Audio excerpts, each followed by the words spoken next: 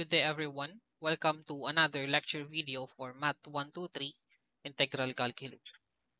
At this point, we are now finished with the basic integration rules and our discussion will now shift to the different integration techniques. When we say integration techniques, these are basically different methods that we can use to evaluate different kinds of integrals.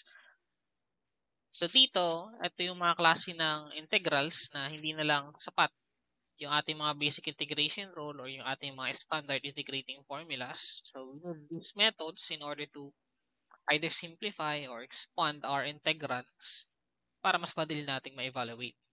So our first technique, nandito si transformation by trigonometric formulas. So dito it is very much related pa rin kay trigonometric formulas. So dito meron lang tayong apat na type. So type 1, type 2, type 3, and type 4. And this is for the type 1.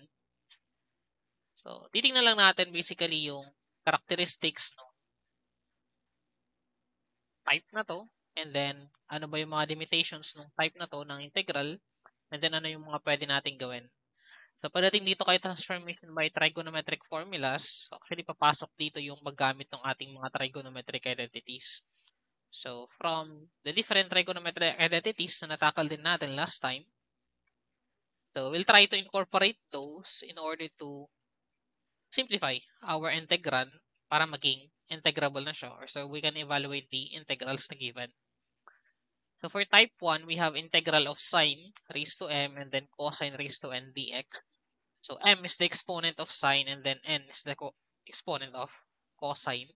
So dito, para malaman natin na pasok siya kay type 1, so meron tayong criteria. So if m or n is a positive odd integer, so when we say positive odd integers, syempre nandiyan si 1, 3, 5, 7, 9, and so on.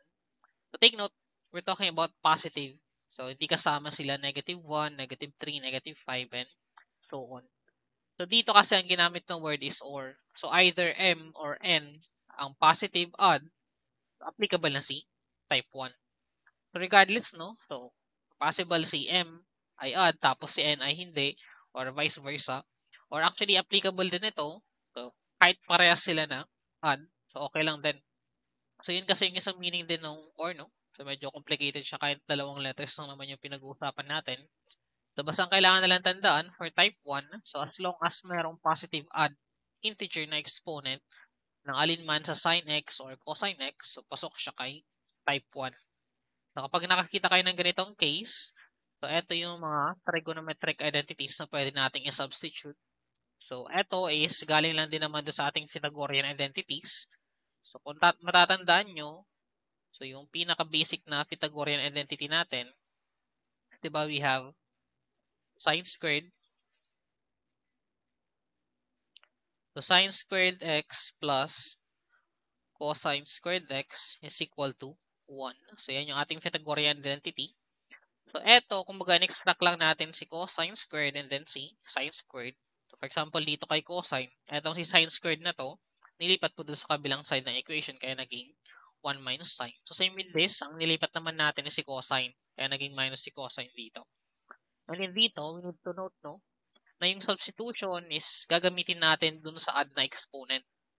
So, for example, we have, say, sine squared x and then cosine cube x. So, dito, yung substitution, i-apply natin doon sa odd na integer. So basically, kung ganito yung example natin, so i-apply natin siya doon sa cosine. For example, ito, si sine squared x, so pwede kasi natin yung i-rewrite. So isang cosine, tapos isang cosine squared x. So ang gagawin natin, so from cube, so hinatin natin sa isang cosine, tapos sa isang cosine squared. So pares lang ito, no?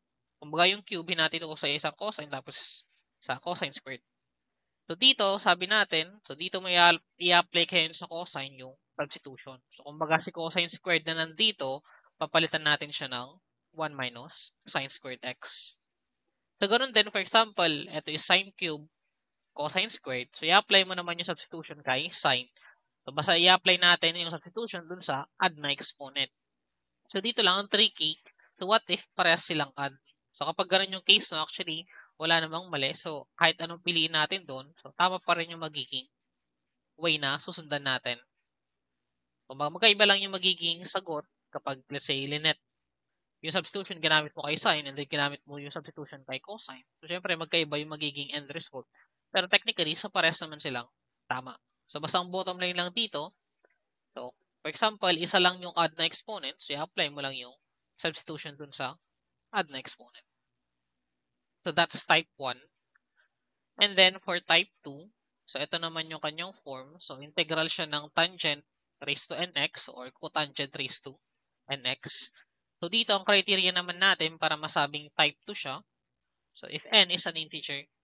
And by the way, may sa integer kasi, so, diba, it is any whole number that can be located on the number line. So, integer kasi hindi naman yung sinabing positive or negative. So, it can be either. So, pwedeng negative 1, negative 5, positive 3, positive 2. So, as long as whole number siya, and then pwede siyang maging negative or positive. So, basta sakto and then negative or positive. So, wala namang kinalaman yun dito. So, dito kasi for example, positive integer. Let's say, tan squared theta. So, 2 is an integer. Pwede rin siyang tangent raised to negative 2 theta. So, negative 2 is still an integer. It's also an integer.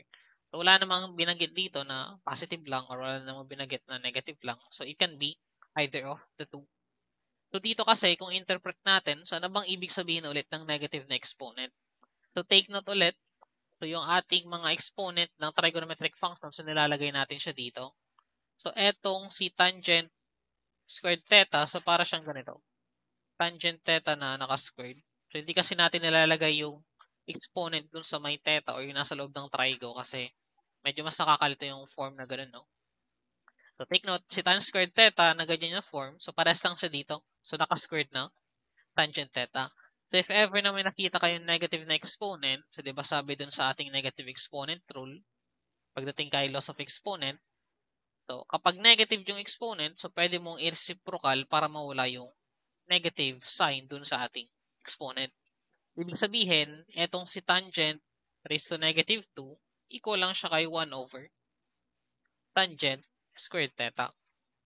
So, nireciprocal natin para mawala yung negative na exponent. Ngayon, ano ba yung ibig sabihin natin kay 1 over tangent squared? So, this is a reciprocal identity. So, reciprocal ng tangent theta. So, diba, this is cotangent theta. So, we can also say na this is equal to cotangent squared theta. Since alam naman natin that 1 over tangent theta is equal to cotangent theta. Same with, so 1 over cotangent is equal to tangent theta, vice versa. So, kumbaga ito lang yung magiging implication if ever na negative yung exponent. So, suppose sabi yung original form nito, hindi talaga kasama si cotangent. So, tangent lang talaga yung nandito kay type 2, pero pinili ko na lang din i-include dito. Pero etong si cotangent, so para lang din siyang tangent na negative yung exponent niya. So, pasok pa rin siya dito kay type 2, no? So, dito kapag ganyan yung form ng ating integrand, so pwede natin gamitin ang substitution na or yung mga trigonometric identities natin. So, tangent squared is equal to secant squared minus 1. And cotangent squared is equal to CSC squared minus 1. So, this is still from the Pythagorean identities natin. So, from the sine squared plus cosine squared is equal to 1. So, meron tayong alternative. So, ito naman yung secant squared plus the secant squared is equal to 1 plus tangent squared, and then CSC squared is equal to 1 plus cotangent squared x. So, Pythagorean identity pa rin to, no? So, yan yung ating type 2. And then, for type 3, so ito naman yung kanyang form. So, merong magkatabing tangent and then secant. Or pwede rin siyang in the form of cotangent and cosecant na magkatabi. So, dito ang titignan natin is yung exponent ng secant or cosecant. So, dito ang ginamit nating exponent ng secant and cosecant is n. So, basically, kapag yung n daw is positive even integer, so we need to use this substitution or trigonometric identities.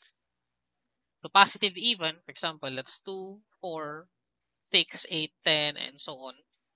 So, as long as positive and then even siya. So, syempre, i-apply natin yung ating substitution dun sa mismong n na rin. Kumbaga, for example, dito, second raised to 4. So, yung second squared, papalitan natin ng tangent squared plus 1. And so on. So, same with the cotangent CSC squared, CSC, cotangent and cosecant. So, i-apply natin yung substitution, yung ating trigonometric entity dun sa cosecant. So, dito, ang kailangan lang tandaan, so positive even ang exponent ng n natin.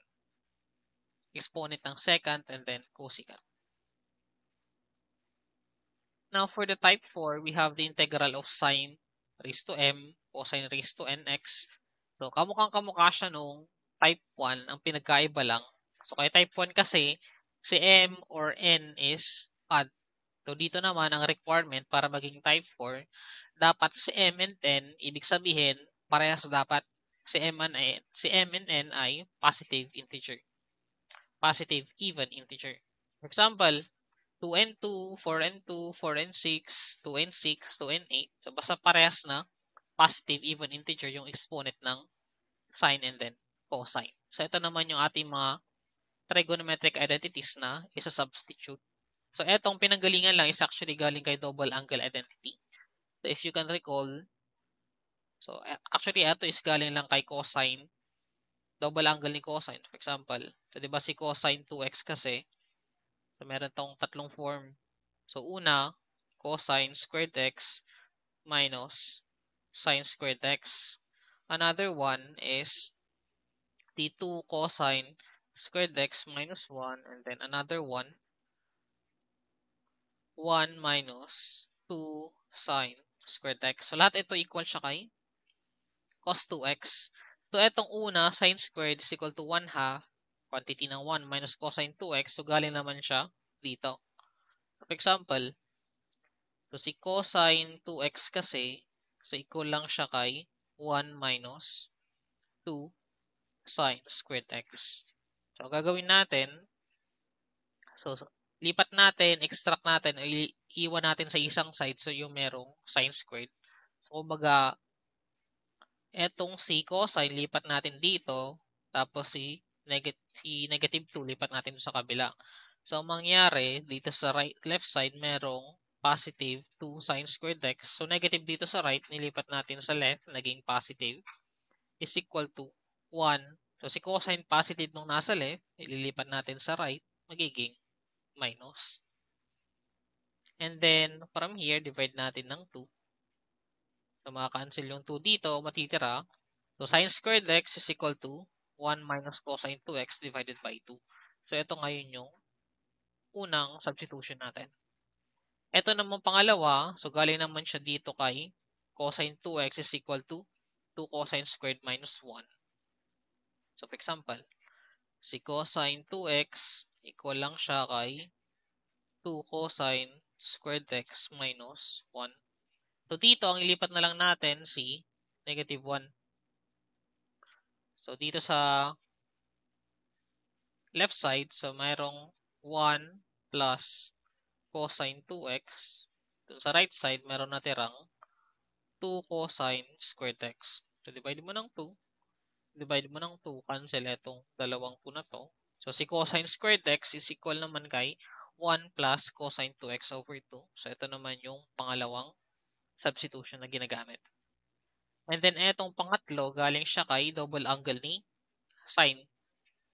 So, yung double angle ni sine, so, sine 2x, so, diba, ito kasi ay equal kay 2 sine x cosine x. So, mga ito, dinivide natin ng 2. Kung ano ginawa mo sa kabilang side, gagawin mo rin dun sa kabilang side. So, magka-cancel, magka-cancel. Therefore, si sine x times cosine x, equal lang siya kay 1 half ni sine 2x. So, lahat ng ito no galing kay double angle identities. So, that's the type 4. Ulitin lang natin, yung criteria dito, dapat parehas na positive even integer. Yung exponent ni sine and then cosine. So, that's the 4 types of transformation. So, bali, ito lang naman yung magiging sakop na itong unang technique natin kasi meron pa tayong ibang klaseng technique. So, yung mga hindi kasama dito, for example, dito kay Type 3, what if secant lang walang katabing tangent? What if cosecant lang walang katabing cotangent? Mga ganun kasi ng case, no? So, para naman yun sa ibang technique. Pero dito, ang ini-aim lang naman natin, so if ever naman yung makita kayo mga ganitong klase ng integrand na ganitong form, so meron kayong apat na type na kailangan tignan, pag ma-verify nyo na pasok sila alin man dito sa type na to, so at least alam na natin ano yung gagawin natin dun sa integrand natin para ma-evaluate. So yun yung aim natin dito kay unang integration technique. So para mas magets, mas ma-apply yung ating mga principles and concepts, let's try some problems. So first, evaluate the integral of sine squared x cosine cube x. May edit lang ako. Hindi ko napalitan. Inverse trigo pa rin yun nandito.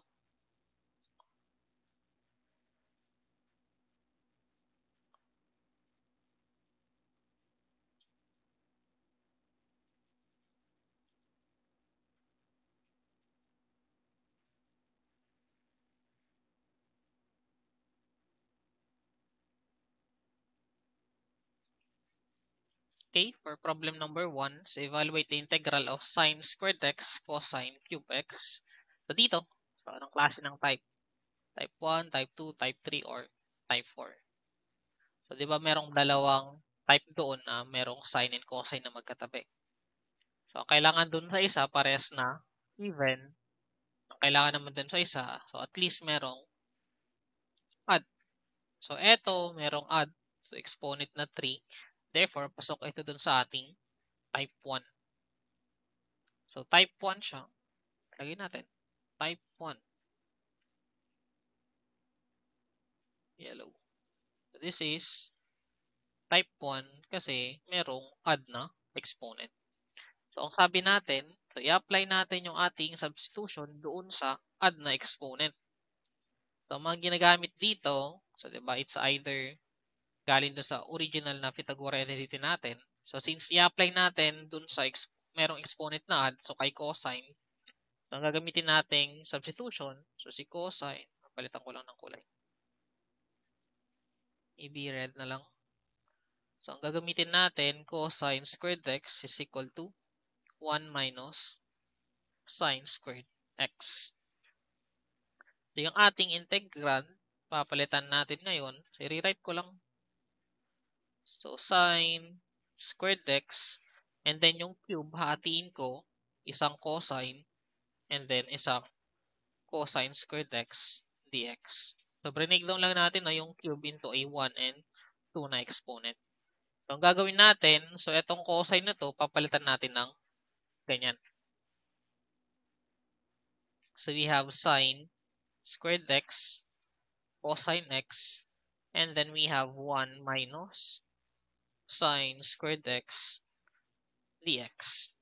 So, after substituting, so we need to expand. So, mga distributive property of multiplication lang naman. So, i-multiply natin itong nasa labas doon sa nasa loob ng parenthesis. So, sine squared x cosine x times 1, so as is, sine squared x cosine x. And then, we have minus. So, sine squared x cosine x times sine squared. So, magiging 4 na sine. And then, isang cosine. And then, lahat ito dx. So, kailan natin malalaman na pwede nang integrate directly yung ating integrand? So, kapag ganito yung case, no? So, merong magkatabing sine or cosine. So, regardless kung alin man yung nauna. So, basta kung titingnan natin, so yung isang klase ng trigo, for this case, si cosine, 1 na lang yung exponent niya, pero yung katabi niyang sine, so hindi lang 1. So, more than 1 yung kanyang exponent. So, same with this second term. So, si sine, 4 pa yung exponent niya, pero si cosine ay 1 na lang yung exponent niya. So, kapag ganitong case kasi, ang pwede natin gawin, pwede nating i-let q si sine. And take note, pag nag-u substitution tayo, di ba? So, let's say let u is equal to sine x. Pag dinerivative natin yung u, so merong matitira. So, yung matitira na dapat din, dapat kaya niyang i-cancel yung mga other parts ng ating equation so that we can fully evaluate yung ating integrand. So dito, para lang mas malinaw, so parehas namang term, so first term, second term, parehas na merong multiplier na cosine x, therefore pwede nating extract si cosine x. So kumbaga eto, pwede nating i-rewrite. So ilabas ko si cosine x, matitira sa loob, sine squared x minus sine raised to 4 x and then dx. So dito kasi pwede natin gawin, let u is equal to sine x. Kapag dinerivative natin to, so ito yung mga common na ginagawa nating u substitution, no? So derivative ng sine x, we have cosine x dx. So alam natin dito, syempre si dx ay du over cosine x. So kung i-rewrite natin yung ating buong integrand, so meron tayong cosine x dito sa labas, yung nasa loob, so sine squared. So nilet u natin is equal to sine, therefore si sine squared pwede nating isulat as u squared. So same with the sine raised to 4, pwede nating isulat as u raised to 4. And then we replace dx with du over cosine x. So kaya pinili nating i-let u si sine para makancel yung cosine dun sa labas. So dito na pagdating kay type 1, ang palatandaan, so once makapag-substitute na kayo, once makapag-distribute na kayo, kumbaga pag nakarating na kayo sa ganitong point ng inyong integrand, so tandaan na lang na ang ililet nyo ay yung mayroong mas mataas na exponent. So dalawa lang naman dito ang pagpipilian, no? It's either cosine or sine. So pag type 1, ang ililet nyo, yung part na mas mataas yung exponent. So dito, sa dalawang term na yan, mas mataas ang exponent kasi ni sine. So, yun yung ililet yun natin.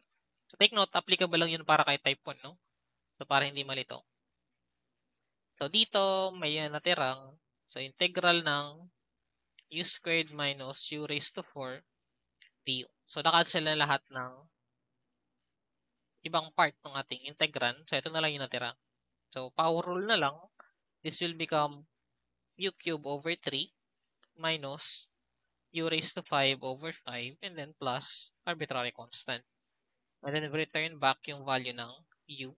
So this is sine cube x over 3 minus sine raised to 5x over 5 plus c. So that's our answer for problem number 1.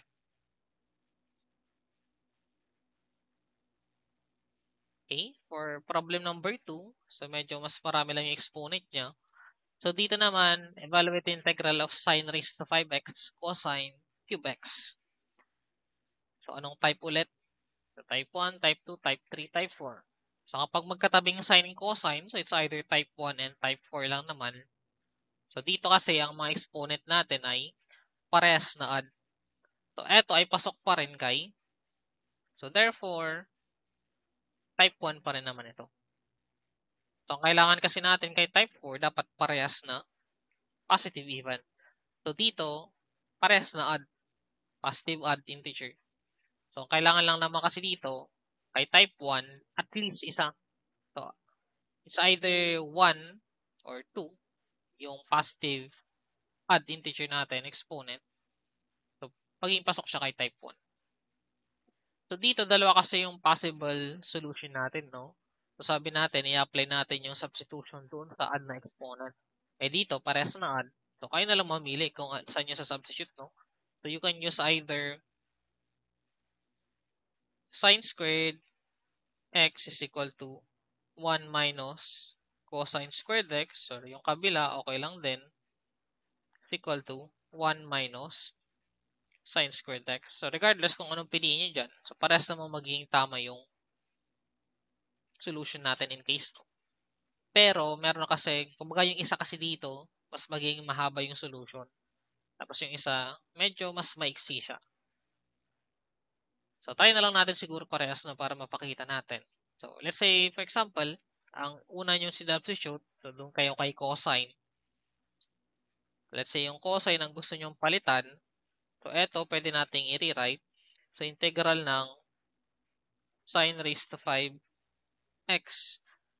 Tapos si cube, hatiin natin ulit. So isang cosine tapos isang cosine squared. So break down ulit natin si cos cube. So, dito, ang gagamitin natin, so ito, papalitan natin si cosine squared ng 1 minus sine squared ulit. So, we have sine raised to 5x cosine x, and then we have 1 minus sine squared x dx. So, after substituting, after transforming, so we distribute the distributive property of multiplication lang naman. So, sine raised to 5x cosine x minus sine raised to 7x cosine x, and then we have dx. So, eto, kamukha lang siya nung ating problem 1. So, ganun ulit, si cosine, sa dalawang term na to, tigwa 1 na lang yung exponent, tapos yung katabi nilang sine. So, 5 eto 7. So, same with the problem 1. So, pwede nating extract. Since pares naman na term na to, mayroong multiplier na cosine. So, pwede nating ilabas si cosine sa labas ng parenthesis. Matitira sa loob, sine raised to 5 minus sine raised to 7x dx. So, this is dx. No?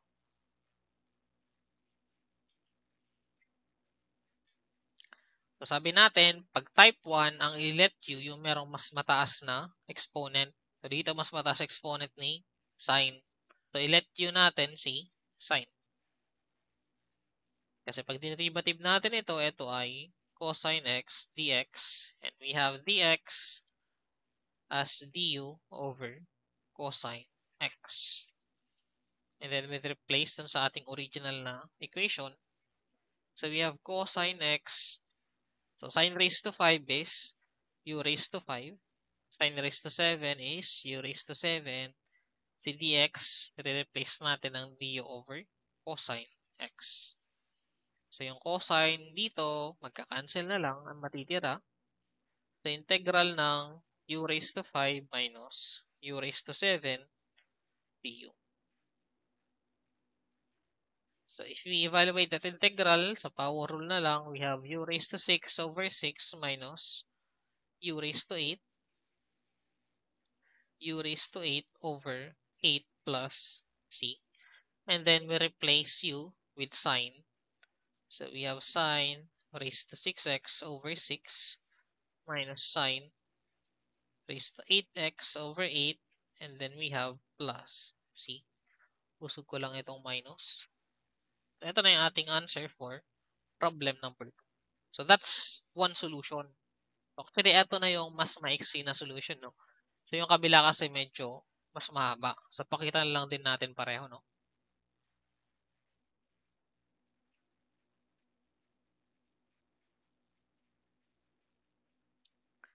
Let's try, instead of cosine, yung papalitan natin, si sine naman. So, eto, type 1 to, no? So, eto na yung nasa previous slide natin. Pero ang gagawin natin, eto, i-rewrite natin. Ako, i-breakdown natin yung sine raised to 5. Gagawin natin isang sine squared, tapos isang sine squared x ulit, tapos isang cosine cube x dx. So, dito, gagamitin natin, syempre, si sine squared x, i-replace natin ng 1 minus cosine squared x. Dito ko na lang sulat yung kadugtong. So, we have integral ng, so, sine x. So, unahin ko na lang si cosine cube dito, no? Cosine cube x. Tapos, multiply natin dalawang sine squared. So, yung isang sine squared equal siya kay 1 minus cosine squared x. So, 1 minus cosine squared x. Tapos, isa pa ulit, 1 minus cosine squared x dx. So, yung bawat isang, so dalawa kasi yung sine squared natin. So, kaya dalawa din yung 1 minus cosine squared x natin dito. So, pinalitan lang natin yung mga sine squared dito ng 1 minus cosine squared, cosine squared x, So, ang gagawin natin dito is evaluate natin itong 1 minus cosine squared x. So, ito kasi pwede rin siyang integral ng sine x cosine cube x. And then we have 1 minus cosine squared x na naka-squared.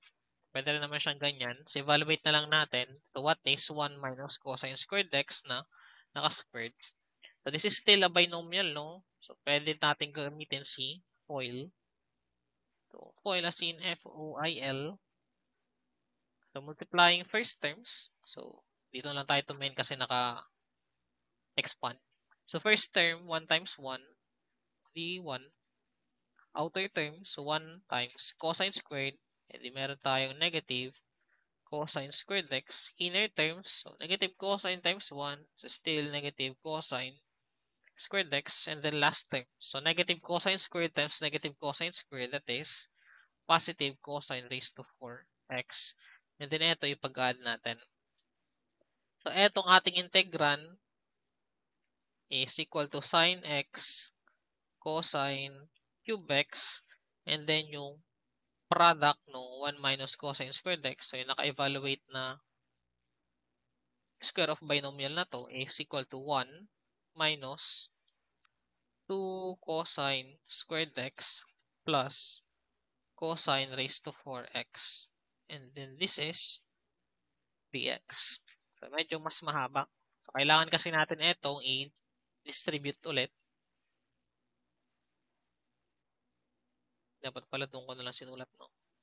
So dito ko na lang siguro i-sulat yung kadugtong, no? So distribute lang natin. So sine x cosine cube x. So this is multiplied to 1. So syempre as is siya. And then, so eto ulit sine x cosine cube times negative 2 cosine squared. So magiging negative sine x. So cube times squared cosine raised to 5x. And then for the third term, so we have plus sine x. So cube times raised to 4 cosine raised to 7x. Then lahat ito is naka-dx. So dito kung papansinin natin yung bawat term, so si sine, isa yung 1 na lang yung exponent niya, pero si cosine, so dito cube, dito raised to 5, dito raised to 7. So kung it is the other side lang, dun kasi sa mga previous natin, for example dito sa ating first solution, so si cosine yung isa na lang yung exponent. So kaya ang ginawa natin, nilet yun natin si sine, kasi yun yung mas mataas ang exponent. So dito naman, it is the other way around. So dito kasi, ang mas mataas ang exponent si cosine. So siya naman yung ililet yun natin. And as we can see, so etong tatlong term ng ating integrand na naka-transform na, so pare-parehas yan, merong multiplier na sin x. So pwede nating ilabas lahat yun. No? So pwede nating ilabas si sin x.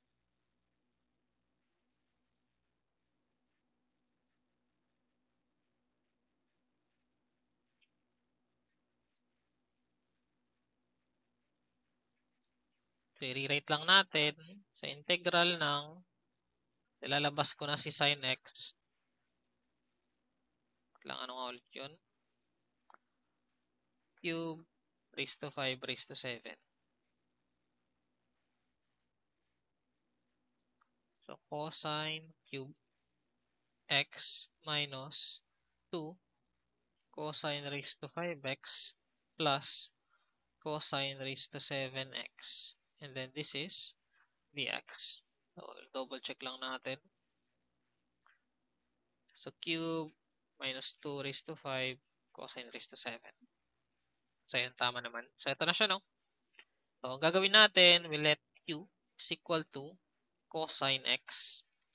Kasi pag dinerivative natin ito, sa derivative ng cosine, negative, sin x dx. So don't forget the rule no, pag nagdi-derivative tayo ng cosine. So diba, paikot lang yun. So, we have sine, cosine, negative sine, negative cosine x. So kapag clockwise ang ikot, so nagdi-derivative, kapag counterclockwise, nag-integrate. So dito derivative ng cosine, so dito siya sa baba, negative sine x.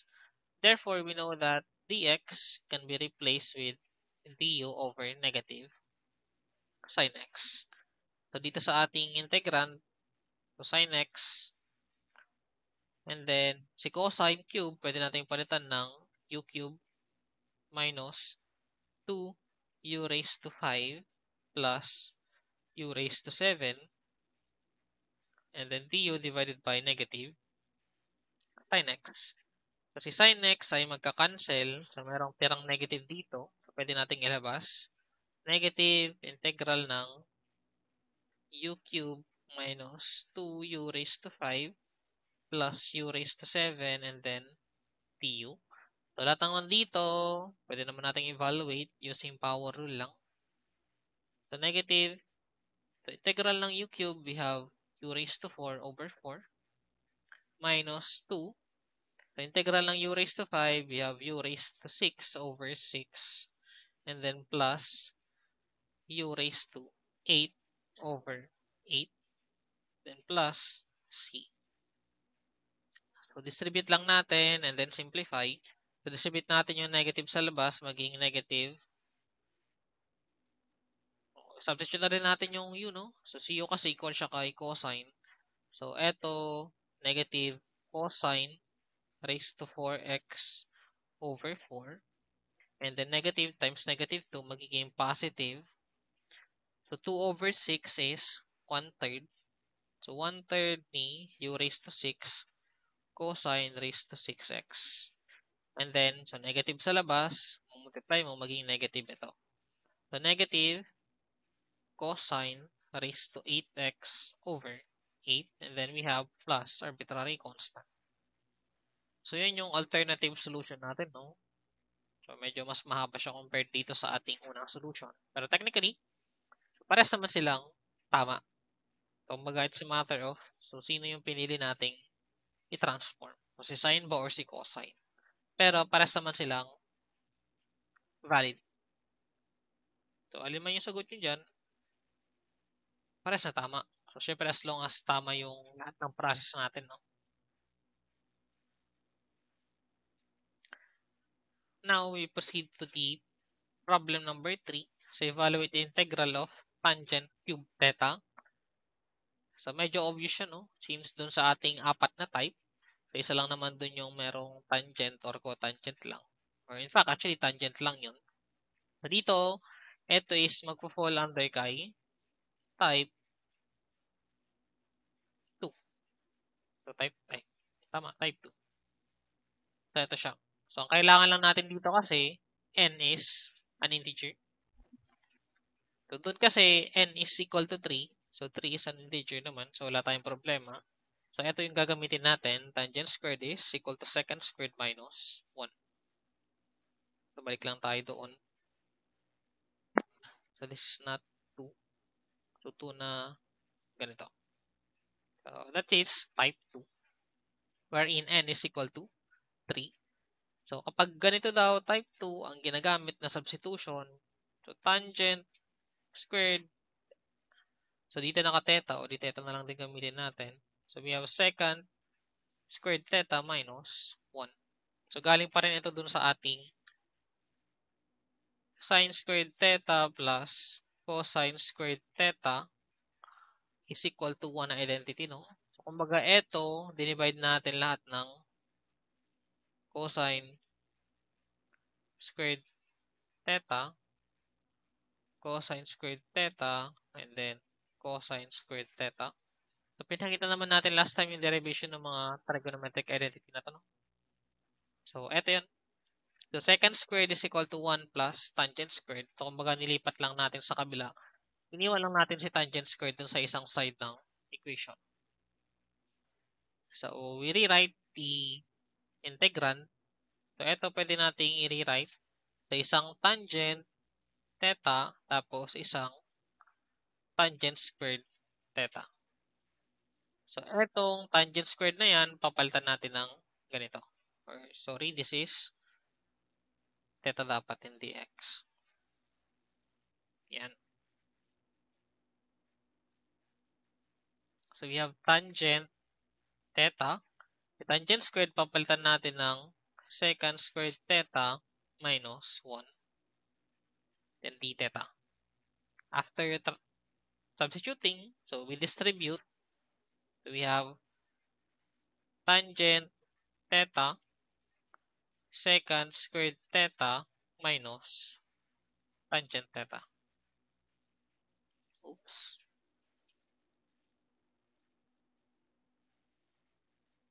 And then d theta. So, meron ulit tayong dalawang term. Pero dito, hindi na natin, kumbaga, extract tangent theta, no? So, kumbaga, ito kasi pwede natin i-rewrite. So, di ba, isa sa properties ng ating integral.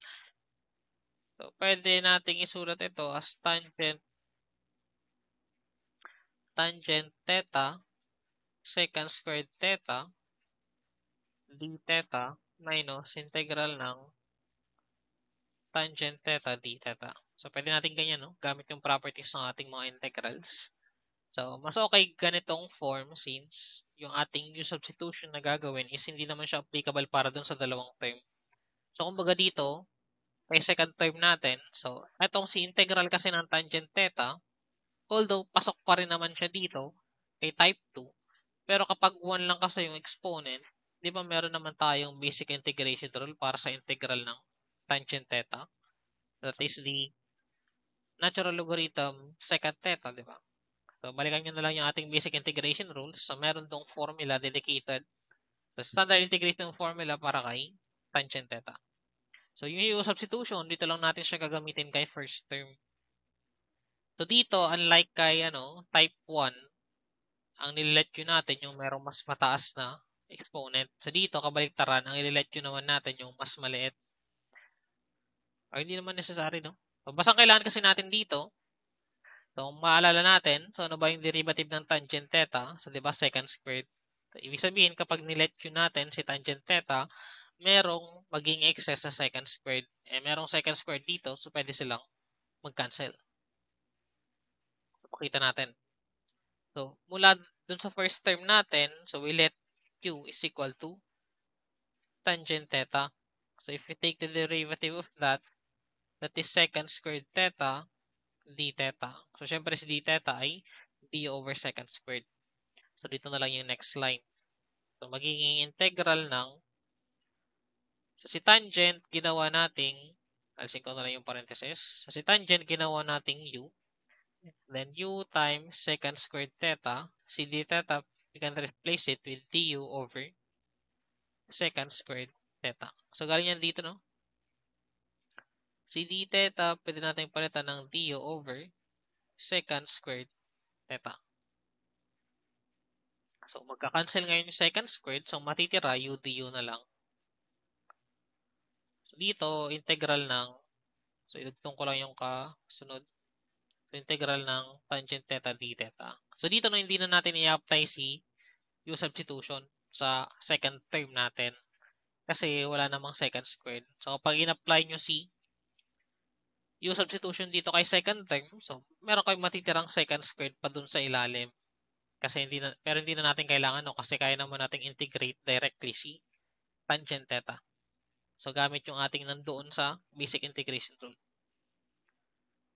So, dito ang natira na lang, so, integral ng u du minus, evaluate na natin, integral ng tangent theta, that is ln secant theta.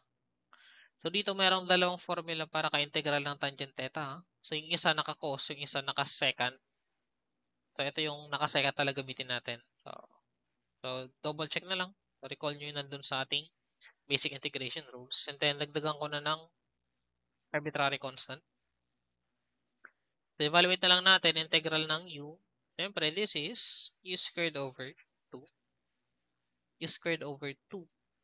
So, minus ln secant theta plus c. And then, balik lang natin si u. That is tangent theta.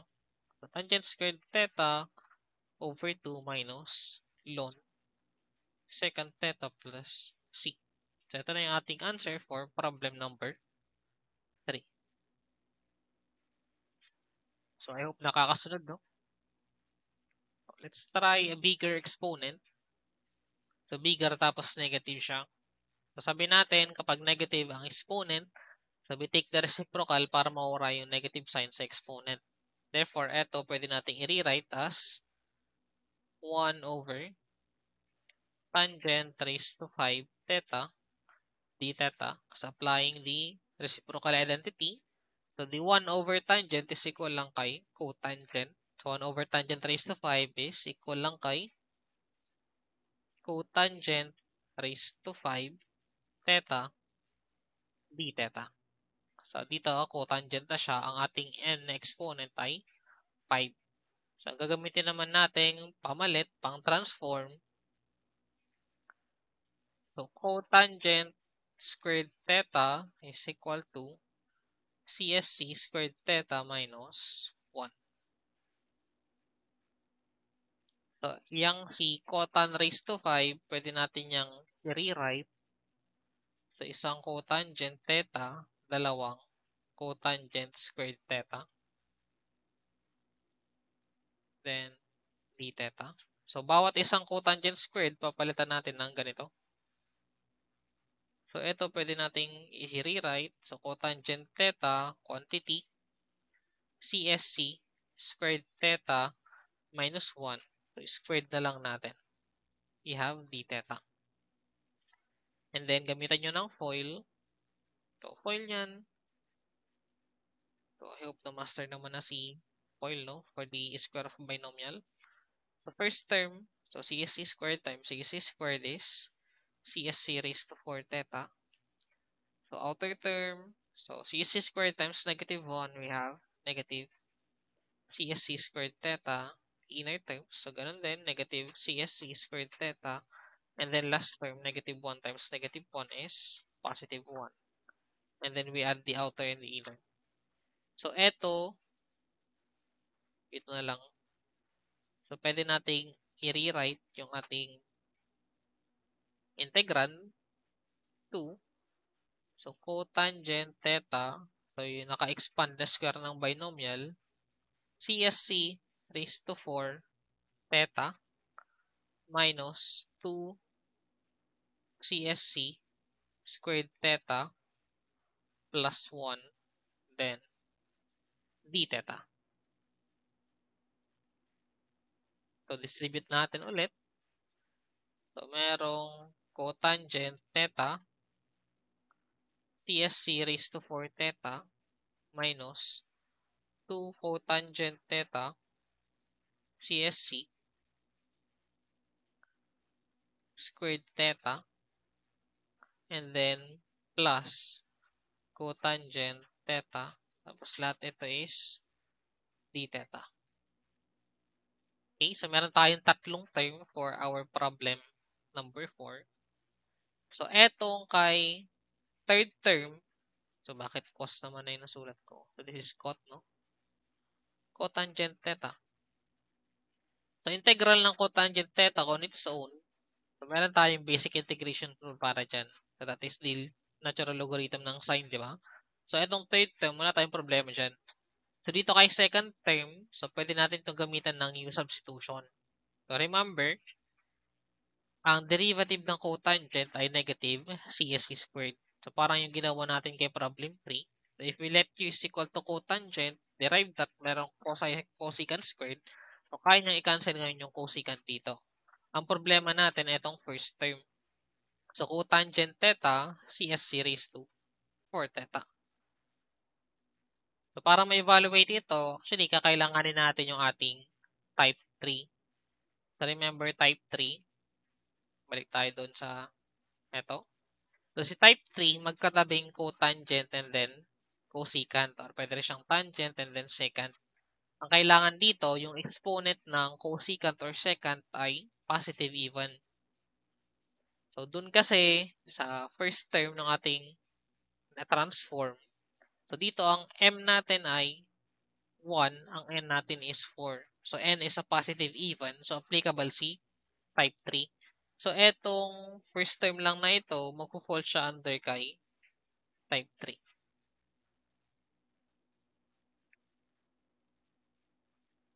Pero gawin muna natin, separate natin. So integral ng cotangent theta, CSC, raised to 4 theta, d theta minus 2 integral ng cotangent theta CSC squared theta d theta plus integral ng cotangent theta d theta. So, pinaghiwalay lang natin yung tatlong term. So, para kahit unahin na nating evaluate yung integral ng dalawa. Yung second and third term natin.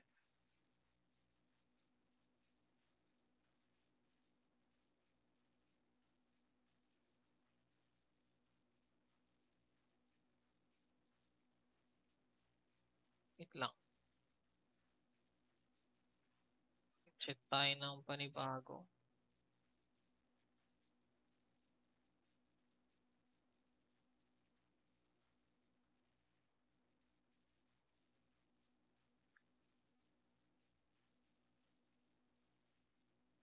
So, eto equal lang kay integral ng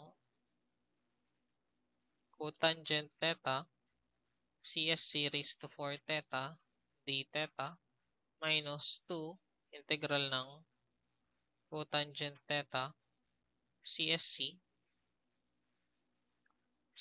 squared theta d theta plus integral ng cotangent theta d theta. So, nire-write ko lang, no? Yun nandito. So, etong nandito sa baba, nire-write lang natin. So, unahin na natin evaluate yung ating second and third term. So, dito kay second term, so we let Q is equal to cotangent theta.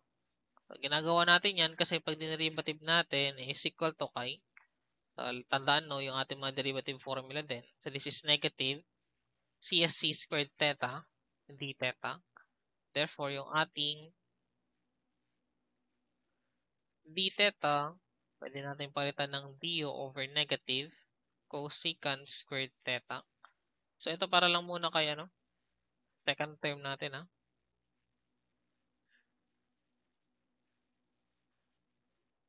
So, integral ng, so, cotangent, ginawa nating u, CSC squared. And then, si theta, napapalitan natin ng du over negative CSC squared theta. So, you can see, magka-cancel yung dalawang CSC squared dito. Merong negative na natira. So, multiply natin yun sa negative na nasa labas, magiging plus 2 integral of u du naman na siya. So, dito naman, so, meron tayong direct na basic integration rule para kay cotangent. So, eto, pag integrate natin yan, that is natural logarithm sin theta. So, check na lang yung nasa mga basic integration rules natin. No? So, yan yung integral ng ating cotangent theta. Therefore,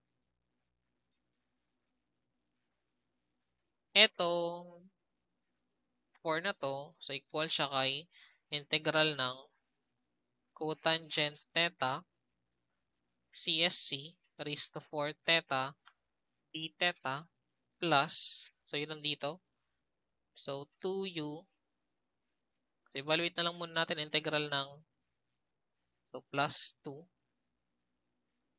lang iusog ko nga sa taas, hindi kasya kasi. Magiging plus 2 integral ng u du to, di ba? So, magiging plus 2 u squared over 2 and then plus ln sin theta. So, ibalik lang natin si u ay cotangent theta. So, i-rewrite ko na lang siya dun sa next slide natin. By the way, so ito is 2, tapos may 2 sa ilalim, so magka-cancel. So, natira na lang u squared. So, yung u dyan ay cotangent. Ibig sabihin, ito is cotangent squared. So, cotangent squared plus ln sin. So, this is cotangent squared theta plus ln sin theta.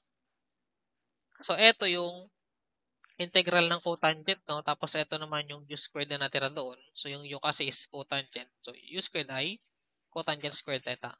So, na-evaluate na natin yung ating second and third term. So, maybe lagyan nyo na dito ng arbitrary constant.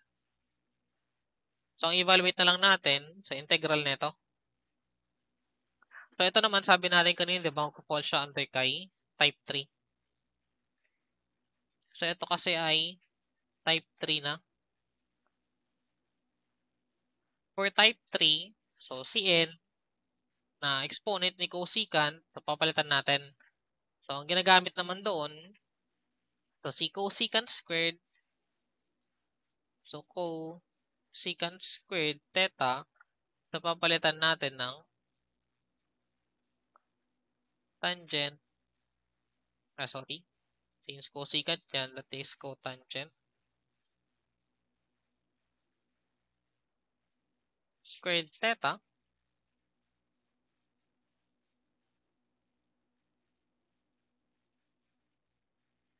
plus 1. So, ito yung gagamitin natin. So, kumbaga, etong CSC raised to 4, itatransform natin yan, dalawang cosecant squared. And then, bawat cosecant squared, papalitan natin ng ganyan. So, medyo mahaba yung solution na ito pala. So, we have integral ng cotangent theta. Tapos, hatiin natin dalawang CC squared theta. And then, bawat CSC squared, papalitan naman natin ng so, at is cotangent theta. So, yung dalawang C squared, papalitan natin ng dalawang cotangent squared theta plus 1. So, ito squared ko na lang, no? D theta.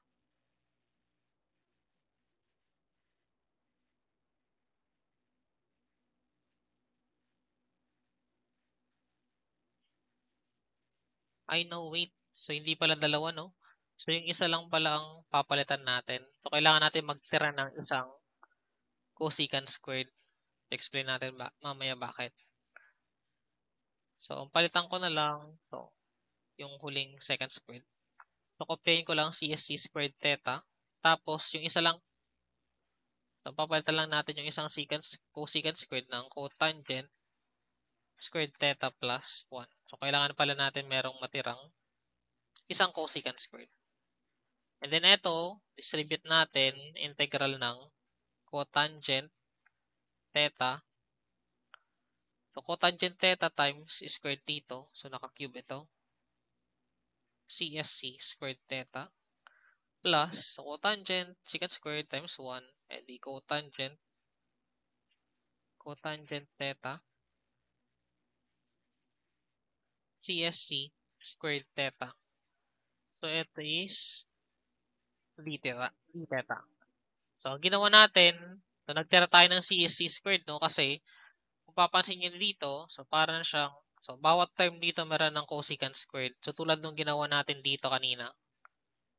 So, nilet u natin is equal to cotangent. Kasi kapag dinerivative natin si cotangent, so CSC squared, so pwedeng i-cancel yung natirang cosecant squared. So, ganun din, ulitin natin yung ginawa natin doon. I-apply naman natin dito. So, eto, pwede nating ilabas si cosecant squared since etong dalawang term ng ating integral na to, pares merong multiplier na cosecant. So, pwede nating ilabas. So, CSC squared theta, so, cotan cube plus cotan lang. And then, d theta.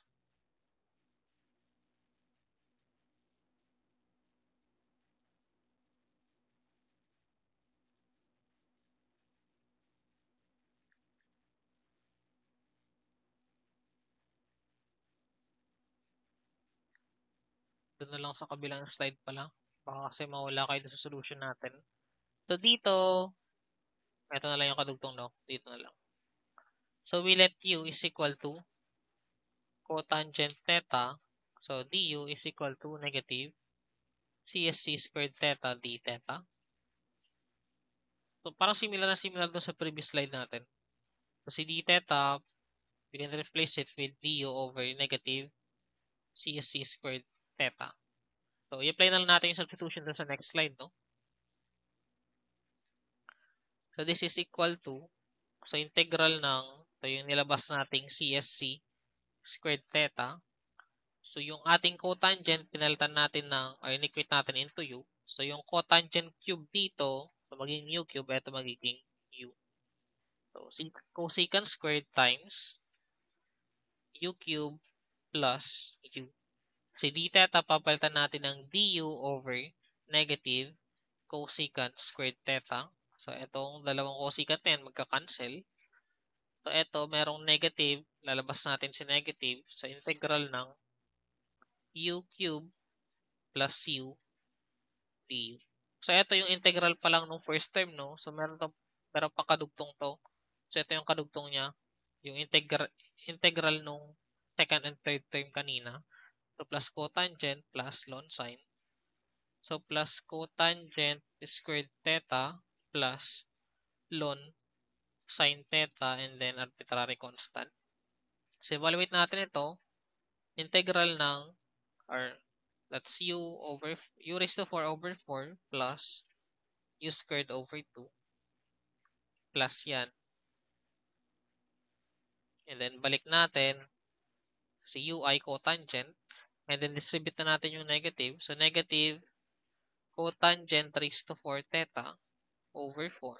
So, negative times u squared over 2 magiging negative din. Negative cotangent squared theta over 2. And then, plus cotangent squared theta plus ln sine theta plus c. Lang, bakit cos na naman ito? Plus cotangent squared theta. So, ito, pares na cotangent, no? So, ito, negative 1 half. Ito, buong 1. So, kung i-simplify natin to further, this is equal to negative cotangent. So, let me use a different color. Is mag-overlap siya dun sa line natin. So, equal siya kay negative cotangent raised to 4 theta over 4.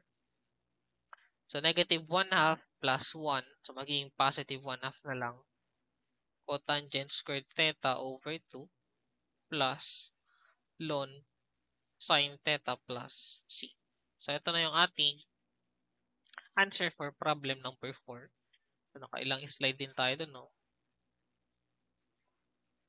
Nakaapat na slide din tayo. So, that's our problem number 4.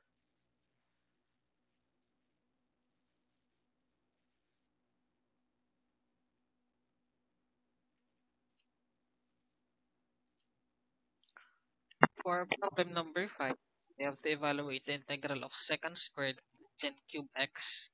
So, ito naman, if you would check the 4 types na na-discuss natin, so it will fall under the type number 3. So, dito actually, madali lang yung magiging solution if ever na yung exponent ng secant. So, yun kasi yung tinitignan natin kay type 3, di ba? Yung exponent ng secant or cosecant. So, kailangan natin para maging type 3 siya, so dapat yung exponent ng secant or cosecant is positive even integer. For this case, yung n natin is 2. So, kung 2 lang yung exponent, actually magiging madali lang yung solution since parang yung substitution lang ang gagawin natin. And yun in fact yung solution natin dito, no? So, although this is under type 3, this is type 3 wherein n is equal to 2.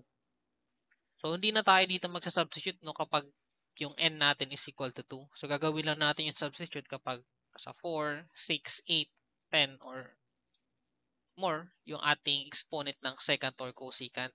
Pero mapalad tayo kung secant squared lang yan. Kasi, kapag secant squared lang, so pwede natin gamitin let u is equal to tangent x. So, pag dinerivative kasi natin ito, derivative ng tangent ay secant squared x dx. So, pwede na natin makancel yung secant na nasa labas.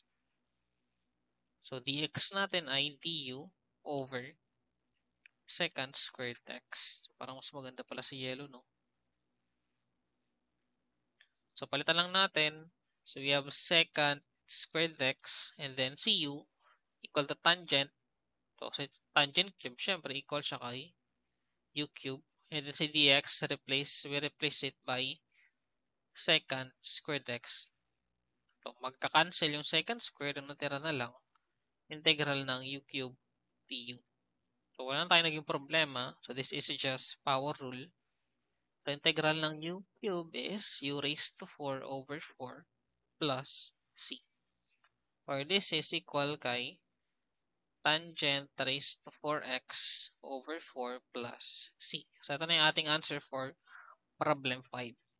So, ganun lang kabilis if ever na yung exponent ng secant or cosecant ay 2. Pero iba yung case kapag 4. So, actually, yun yung ating problem 6, no? So, for problem 6, ito naman yung kabila. Cosecant and cotangent naman. Pero dito, ang ating exponent or yung ating value ng n is 4 na. So, this is still type 3, no? So, type 3, tapos yung ating n is equal to 4. So, ang gagawin natin lagi, pagdating kay type 3, so lagi tayong magtitira ng secant squared or cosecant squared. So, ang papalitan lang natin, for example, ito, pwede nating i-rewrite kasi yan as dalawang cosecant squared x. So, cotangent raised to 5x. So, in-expand lang natin, kumbaga, yung raised to 4, ginawa natin dalawang squared. So, ang gagawin, pagdating kay type 3, so magtitira lagi tayo ng cosecant squared. Or kung secant man yan, edi secant squared yung ititira natin. So, ang gagamitin natin, so mag-apply lang tayo ng substitution or transformation dun sa isang nakasquared na secant or cosecant. So, dito syempre, pag cosecant, ang gagamitin natin, so yung cosecant squared equal siya kay cotangent squared theta plus 1. So, ito yung ating Pythagorean identity nun na gagamitin. So, cosecant, so ito yung ititira natin. Tapos yung itong isang cosecant, papalitan natin ng ganito.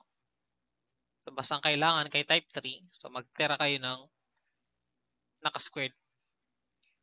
So, unahin ko na lang isulat muna si cotangent raised to 5x. And then, sunod ko si cosecant squared na papalitan natin ng ganito. So, si cosecant papalitan ng cotangent squared x plus 1. So, lahat ng ito is dx. And then, we distribute. So, magiging integral ng, so CSC squared, cotangent raised to 5 times cotangent squared. We have CSC squared x, cotangent raised to 7x, plus CSC squared x, cotangent raised to 5x. And then, this is dx. So, ito, parang kamukha na lang siya nung nandun kay problem 5. So, CSC squared, CSC squared. So, pwede tayong mag-let u is equal to cotangent, since the derivative ng cotangent ay CSC. So, pwedeng makancel. So, as we can see, merong dalawang term ulit yung ating integrand. And then, yung dalawang term na yun, parehas na merong multiplier na CSC squared. Therefore, pwede nating ilabas si CSC squared x. Ang matitira sa loob, cotangent raised to 7x plus cotangent raised to 5x. And then, this is dx. And then, we do the u substitution. So, we let u is equal to cotangent x so that the du is equal to negative cosecant squared x dx, and dx can now be replaced with du over negative CSC squared x. So, next slide na lang natin.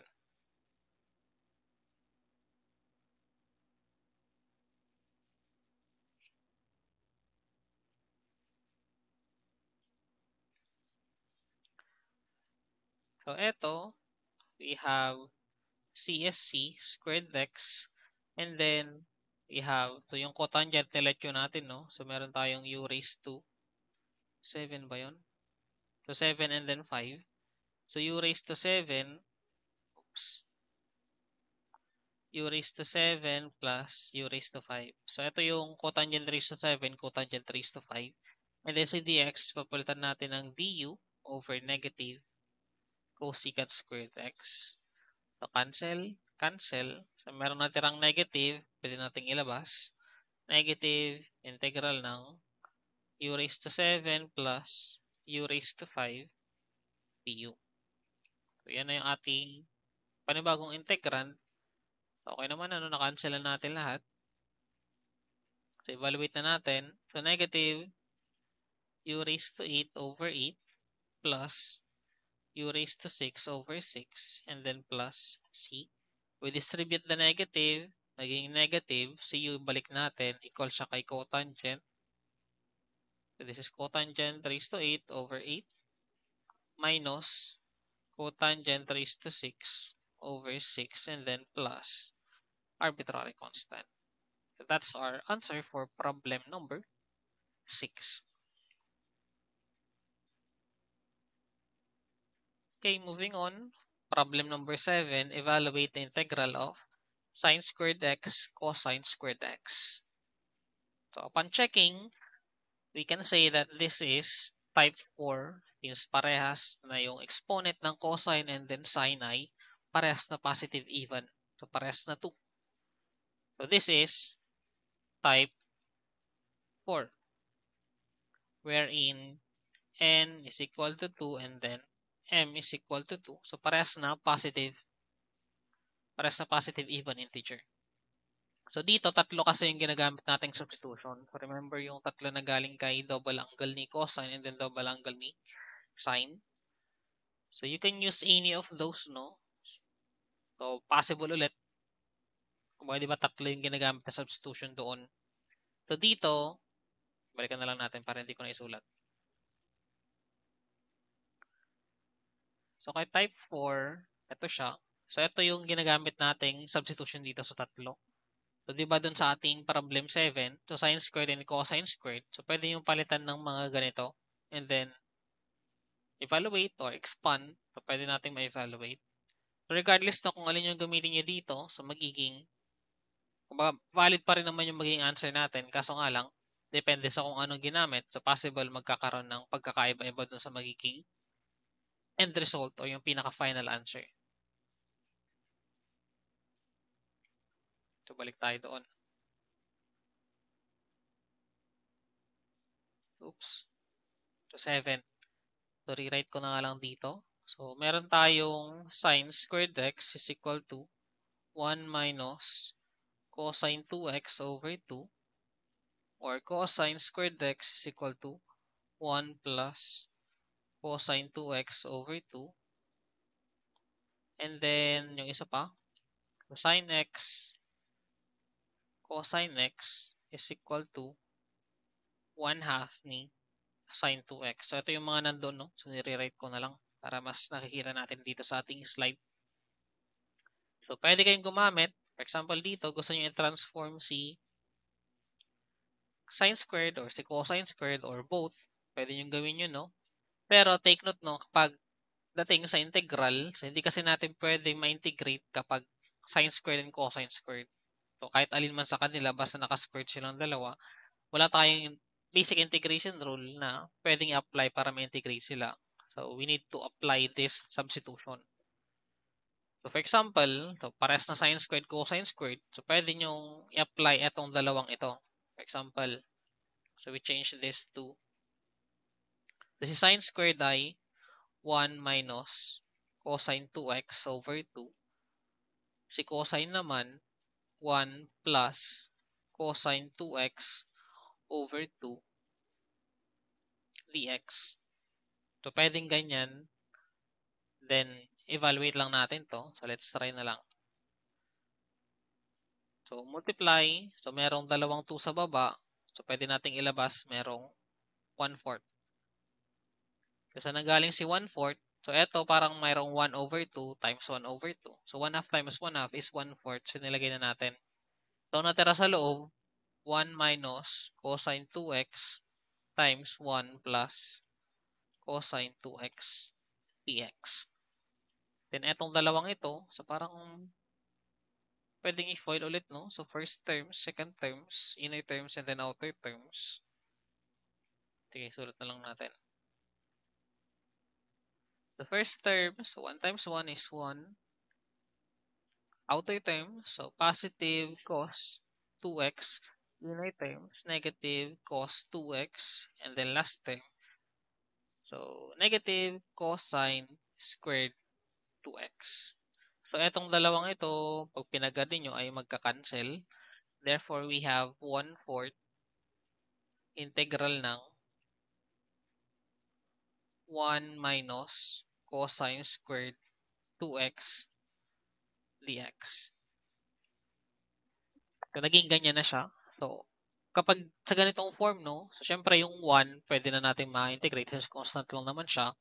Pero pagdating dito kay cosine squared 2x, so hindi pa yan pwede kasi naka-squared. So, wala namang naka-squared na cosine or sine dun sa ating basic integration rule. So, kailangan ulit natin applyan. So, from this point, no, hindi ko na ipuproceed yung ating solution since eto yung longer solution natin. So, meron kasing mas madali pag ganitong klase ng problem. So, it's up to you kung alin yung pipiliin nyo.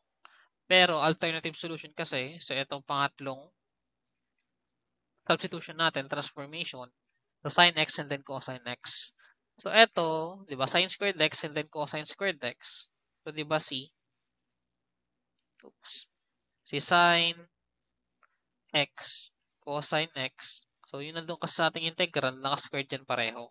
So, di ba, eto, equal lang naman siya kaya, no? Sin x, cosine x na naka-squared. So, applying the product power rule na exponent, so, kumbaga, dinidistribute mo lang yung ating exponent to sa ating dalawang product na base. So, naging sin squared and then cosine squared. So, okay lang din siya. Eto rin mismo yun. Therefore, kung yung sin squared, cosine squared x is equal lang naman daw sa squared ng sin x and cosine x. Therefore, eto, equal lang din siya kay squared ng 1/2 sin 2x. You getting my point? So, etong sin x, cosine x, eto siya.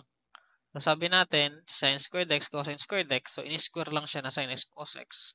So, square mo lang din ito. So, ito siya. So, mangyari, ito ay 1/4 sin squared 2x naman. So, ito na yung magiging panibagong integral natin. So, as you can see, ito ay this is 2x. Sin squared 2x.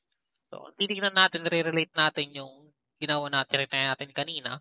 So, this is 1/4 times 1 minus cosine squared 2x. So, di ba dun sa ating Pythagorean identity, sabi natin, si 1 minus cosine squared, di ba equal siya kay sine squared. So, ito siya ngayon.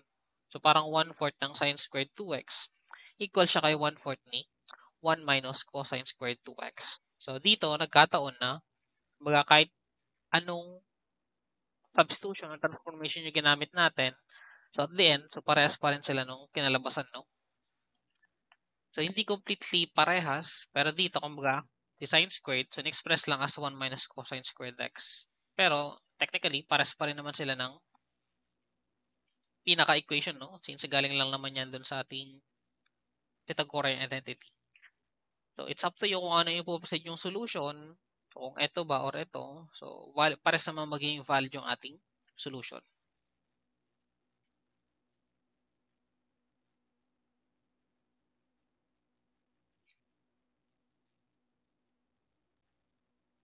So, i-rewrite ko na lang pareho dito. So, ito, pwede siyang 1/4 integral ng 1 minus cosine squared 2x dx or pwede rin siyang 1/4 integral ng sine squared 2x dx. So, it's up to you alin yung ipoproceed yung solution, no? Pero medyo similar lang din sila. So, ito lang pinagkaiba. Siyempre, ito merong constant. So, pero integration ng constant. So, wala naman tayong problema dun, di ba? So, siguro, maybe try natin pareho na lang. Let's start with this 1/4 integral ng 1 minus cosine squared 2x. So, si 1 wala tayong problema. So, dito tayo focus kay cosine squared 2x. So, si cosine squared 2x, cosine squared 2x. So, ito pwede nating i-rewrite ulit as 1 plus cosine 4x over 2. Ayun, napindot. So, saan galing yan ngayon? So, babalikan natin ito. So, si sine squared kasi naging, or dito lang kay cosine. So, cosine squared x naging 1 plus cosine 2x over 2. So, ito, galing, di ba, kay double angle identity. So, dito, parang hindi naman siya yung, ganun talaga gumagana, no? Pero, parang, pattern na lang na pwedeng tignan. So, kung ito naka-squared, so pwede nyo ibaba doon. So, magiging 1 plus cosine 2x over 2. So, parang ganun siya. So, dito yung nasa loob ng cosine squared kasi is x lang. So, nung nilipat mo dito, naging cosine 2x pero wala nang squared. So, dito naman, naka-squared tapos 2x yung nasa loob. So, para mawala yung squared doon, kumbaga yung 2, multiply mo doon sa nasa loob ng cosine. So, magiging cosine 4x. So, dinoble natin. So, same principle no? So, same identity yung pinag-uusapan natin dito. Ang pinagkaiba lang, eto. So, parehas naman na cosine squared. Eto, tapos yan, di ba? Ang pinagkaiba lang yung nasa loob ng cosine. So, dito x. So, nung in-evaluate mo yung identity, naging 2x yung nasa loob. So, dito, originally 2x na. So, ito times 2 mo kapag ko-convert mo sa identity niya sa magiging 4x. So, I hope nagigets yung pinopoint ko dito, no? So, ito, pwede mong i-rewrite ngayon. So, 1/4 integral ng 1 minus. So, si cosine squared, papalitan natin ng 1 plus cosine 4x over 2. Then, bracket ko na lang ito. Then, we have dx. And then, perhaps, siguro, distribute na natin. So, 1/4 times 1. So, syempre, that is 1/4. 1/4 times ito. So, ito merong over 4 na. Tapos, meron pang over 2 dito. So, lagay ko na lang dito muna dx. Minus, so 1/4 times yan divided by 2. So, magiging 1 over 8 integral ng 1 plus cosine 4x dx. So, ulitin lang natin. So, distribute natin itong 1/4. So, 1/4 times 1, ito siya. And then 1/4 times 1 plus cos 4x over 2. So, 1/4 times 1/2. So, merong 1/8 na nilabas. So, ang natira sa loob, 1 plus cosine 4x. Now, itong 1 over 8, so distribute ulit natin kay 1 plus cos 4x. So, mangyari, ilabas ko na dito yung 1/4 since constant naman siya. So, integral ng dx minus, so negative 1/8 times 1, so negative 1/8 integral ng dx, negative 1/8 times cos 4x, so negative 1/8 cos 4x, so minus 1/8 integral ng cos 4x dx. So, dinistribute na natin lahat, no? So, eto, 1/4 x minus 1 over 8x. So, integral na lang ng dx to. Oh. So, parang may 1 dyan. So, integral ng 1 dx is x. And then, minus, so, hindi ko man evaluate kasi yung solution. So, next slide na lang since hindi na kasya dito. Cosine 4x dx. So, dito in-evaluate lang muna natin yung first and then second term neto. So, kailangan natin evaluate eto naman. So, rewrite lang natin. So, is equal to, so 1/4, diba? 1/4 ba yun? Yung noon. So, 1/4 x minus 1 over 8x minus 1 over 8 integral ng cos 4x dx. So, pwede nang pagsamahin 1/4 minus 1/8, that is positive 1/8 minus 1 over 8 cos 4x dx. So, para ma-evaluate natin yung integral ng cos 4x, so we let u is equal to 4x. And then du is equal to 4 dx. Ito yung mga common na yung substitution natin kay integration of trigonometric functions. So, si dx can be replaced with du over 4. So, this is 1 over 8x minus 1 over 8. So, integral ng cosine. Si 4x pinalitan natin ng u. Si dx papalitan natin ng, so this is dx papalitan natin ng du over 4. So, mangyayari, so 1 over 8x minus, so 1 over 8, merong 4 dito, so magiging, multiply natin yan. So, rekta ko na lang pala. So, merong 1 over 8 na, tapos meron pang 4 dito sa ilalim. So, ilalabas natin, magiging 1 over 32. So, natira dun sa loob, so integral ng cosine u du. So, if we evaluate that integral, so ang integral lang naman ng cosine u ay sine u. And then plus c. Then, ibalik natin, ano si u? So, you have 1 over 32 sine 4x and then plus c. So, yan na yung ating answer for problem number 7 using the first. So, gamit ito, 1/4 integral ng 1 minus cosine squared 2x. So, if you try yung kabila, so basically parang same process lang din sila.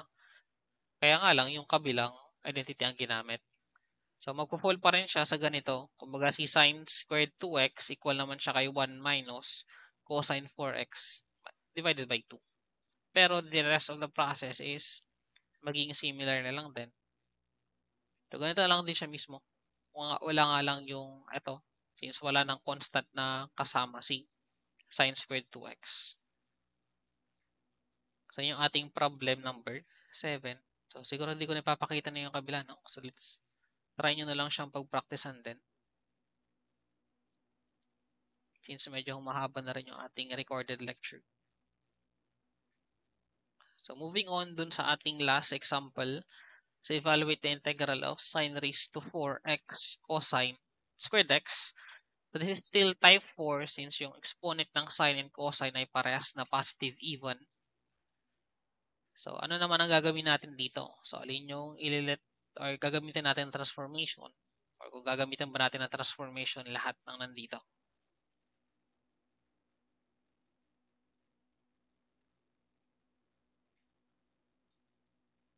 So, in order to solve this, so ito i-rewrite natin in a form na, so, yung raised to 4, hatiin natin dalawang side squared. Sine squared. Unahin ko na lang si cosine na isa. And then, ilas ko yung isa pang sine squared. So, this is dx. So, dalawa kasi gagamitin natin dito, no? So, etong sine squared and then cosine x. So, sabi natin dun sa property na sin x, cosine x, ito ay equal kay 1/2 ni sin 2x. Therefore, yung ating sin squared x, cosine squared x na equal lang kay square ng sin x cos x is equal lang din kay 1/2 sin 2x na naka-squared. So, same lang yung mga yun, no? So, yun yung gagamitin natin para dun sa sin squared, cosine squared. Tapos, meron pang another sin squared. So, sabi natin kasi on its own, pag naka-squared si sin and cosine, hindi sila pwedeng i-integrate. So, kailangan nating remedyohan ulit. Ngayon, si sin squared x, so gamitin naman natin yung ibang transformation natin. So, si sin squared, di ba alam natin ito ay 1 minus cosine 2x over 2. So, ito, and then ito, i-apply natin dun sa ating integrand. So, yung una, so ito, naka-parenthesis yan. So, yung sine squared, cosine squared, so papalitan natin ng 1 over 2 sine 2x na naka-squared. And then, yung sine squared, papalitan naman natin ng 1 minus cosine 2x over 2. And then, this is dx. So, evaluate muna natin yung square dito. So, i-apply natin. So, magiging, so take note no, para siyang product power rule na exponent. So, i-apply natin yung square dun sa 1/2 and then dun sa sine 2x. So, magiging 1/4 sine squared 2x. So, 1/4 is 1/2 times 1/2. So, 1/2 is squared, kaya 1/4. And then we have 1 minus cos 2x over 2. And then this is dx. So, merong 1/4, merong 1 over 2. So, ito, pwede nating ilabas 1 over 8. Ang natira sa loob, integral ng sine squared 2x quantity ng 1 minus cosine 2x, and this is dx. So, I hope nasusundan naman na yung process natin, no? So, nilabas na natin yung 1/2 times 1/4.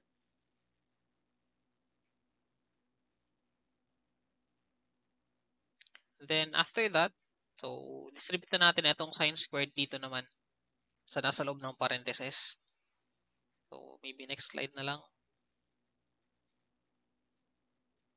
Ito is equal lang siya kay 1 over 8 integral ng, saan mga ulit yun? Sine squared 2x. So, sine squared 2x, multiply natin kay 1 minus cos 2x. So, ito siya, no? So, sine squared 2x times 1. So, syempre, ito na siya, sine squared 2x. However, sine squared 2x times cos 2x, so, syempre, equal naman siya kay, so, minus sine squared 2x cosine 2x. So, ito is naka-dx. So, sa first term, so, ito ay sine na naka-squared. So, sabi natin, kapag naka-squared si sine, hindi pwedeng evaluate directly. So, kailangan natin applyan ulit. So, dito naman kay second term, so, sine squared 2x cosine 2x. So, pwede bang gamitan ulit yan ng substitution? Tulad ng gagawin natin dito kay first term.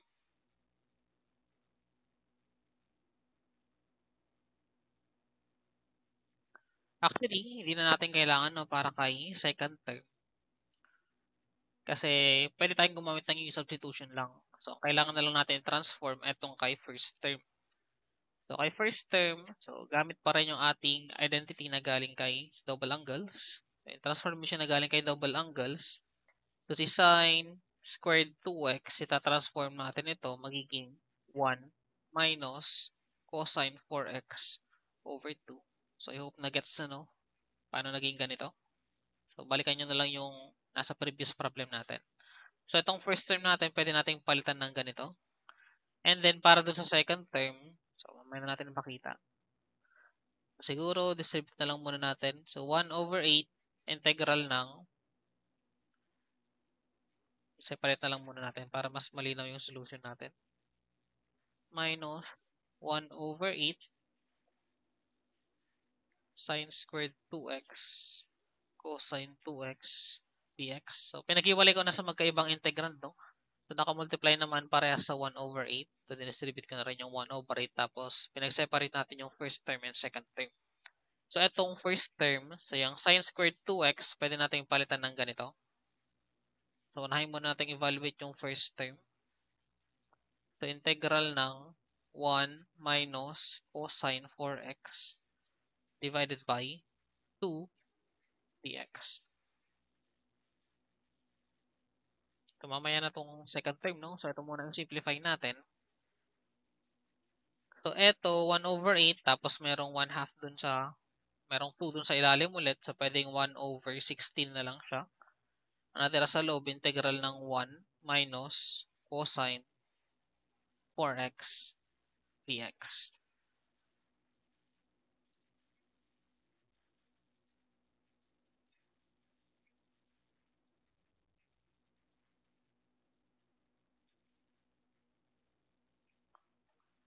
So, yung first term na lang muna para hindi masyadong mahaba yung pinagsusulat natin. So, yung first term nung integrand, so ito yung tinutukoy ko kay first term, no? So, 1 over 16 times integral ng 1 minus cos 4x. So, yan, pwede nating isulat ngayon as integral ng, wait lang, so, labas ko na lang si 1 over 16 integral ng dx. Rewrite ko na lang yung buo muna. So 1 minus cos 4x dx. So eto pwede nating i-rewrite. So 1 over 16 integral ng dx minus 1 over 16 integral ng cos 4x dx. So dito, ang pinag-usapan lang yung first term, no? So mamaya natin ituloy yung kay second term. So integral ng 1 over 16 dx is 1 over 16x. And then for this one, so we let u, tanggalin ko nga muna ito. So we let u is equal to 4x. So du become 4 dx. So yung common na yung substitution natin for the integration ng trigo function. So dx can be replaced with du over 4. Tanggalin ko na lang muna ito. So integral ng 1 over 16 dx. So ito yung 1 over 16x minus 1 over 16. So cosine. Kasi 4x ginawa nating u. Si dx papalitan natin ng du over 4. And then, so yung kadugtong dito na. So we have 1 over 16x minus 1 over. So 1 over 16 tapos meron pang 4 sa ilalim. So magiging 16 times 4 yung denominator. So 16 times 4, that is 64. Integral ng cos u du. So integral ng cos u is sin u lang naman. Evaluate natin. So 1 over 16x over 1 over 64. 1 over 64 sin u plus c. And then ibalik natin si u. So we have 1 over 64 sin 4x plus c.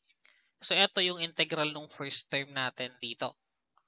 Then proceed naman tayo. Idugtong ko na lang dito, no? So 1 over 8 sin squared 2x cosine 2x.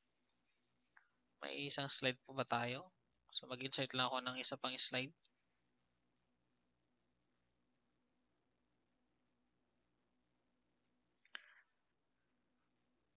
So eto yung integral na nung first term natin, no? So i-rewrite ko lang doon sa next slide natin.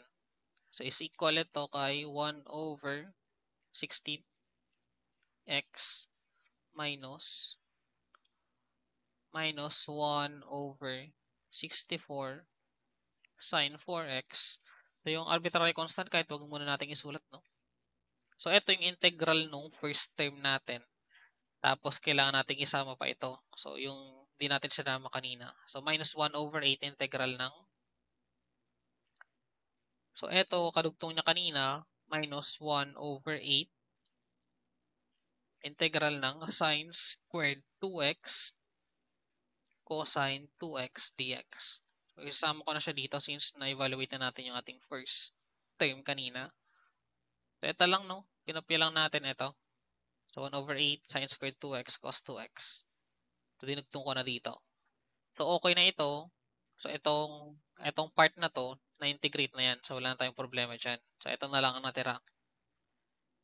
So ang gagawin natin dito naman, so we let u is equal to sin 2x. So para siyang yung ginagawa natin kay type 1 kanina dun sa ating problem 1 and 2. So pares namang 2x yung nasa loob ng sine and cosine, no? So yung cosine, 1 na lang yung exponent niya, pero yung sine, so greater than 1. So ang gagawin natin, we let u is equal to sin 2x kasi pag dinerivative natin to, merong cos 2x yun. So pwede niyang i-cancel yung cos 2x na nandito. So, para mas mag-gets, ipakita na lang natin. So let u is equal to sin 2x, du is equal to cos 2x. However, chain rule, huwag kakalimutan, so derivative ng sin 2x, so cos 2x, pero yun yung derivative pa lang ng buong function. So meron pang function sa loob ng function. So kailangan natin i-multiply derivative ng 2x dito. The derivative ng 2x is just 2. So this is dx. And then dx is equal to du over 2 cosine 2x. So minus 1 over 8 integral ng, so si sine 2x, ginawa nating u, therefore si sine squared 2x is u squared. So u squared 2x, si dx papalitan natin ng du over 2 cosine 2x. And as you can see, etong cos 2x na yan ay magka-cancel. So negative 1 over 8, merong 2 sa ilalim, magiging negative 1 over 16. Negative 1 over 16 integral ng u squared du. So evaluate, power rule lang. This is u cube over 3. So ito ay, so kopyahin ko lang, 1 over 16x minus 1 over, so this is 64, hindi 6x.